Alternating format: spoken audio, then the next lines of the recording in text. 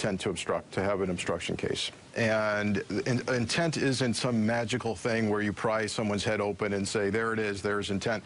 You need a litany of evidence, a preponderance of the evidence, and if you're going criminal, you need evidence beyond a reasonable doubt. So you start stacking up the witnesses, as you said, and literally all these people become fact witnesses as to what was said to them, what their impression was, and what the president's intent was. Now, the interesting twist here is that Rod Rosentein now becomes potentially a fact witness while he's overseeing the investigation of obstruction. So this becomes very, very complicated. My gut tells me that Rosenstein's trying to do the right thing. He is literally between the proverbial rock and hard place. I think he's trying to eke out the end of the special counsel investigation, keep it alive, and trying to keep lots of people happy at the same time. But this is an interesting twist today, Nicole, and whether or not Rosentein took Russia out of the firing reasons for Comey because he thought that Trump would get in trouble, or whether he truly believed there was other valid reason to fire Comey, we don't know yet.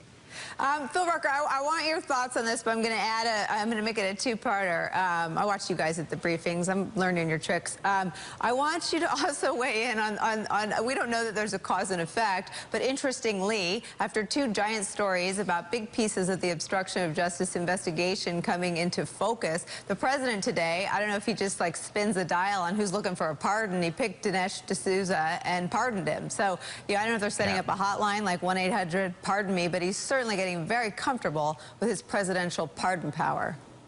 That's exactly right, Nicole. The announcement today sort of came out of nowhere. There's actually a sort of ordinary process for pardons that begins at the Justice Department. There's an office of the pardon attorney, and thousands of people will apply for a pardon there, and that process makes its way to the White House and a presidential decision. But this president has made his pardon decisions personally and on his own timetable, not through those normal channels. That's why he pardoned Sheriff Joe Arpaio out in Arizona. It's why he pardoned Scooter Libby, and it's why today he pardoned Dinesh D'Souza, and it sent a very clear signal to Michael Cohen, the president's personal attorney, but also the people who've become ensnared in the Mueller-Russia investigation, people like former National Security Advisor Mike Flynn, that this president, Trump, is willing to exercise his power of clemency to help out his friends and allies, to prevent them from serving jail time or to pardon them after the fact.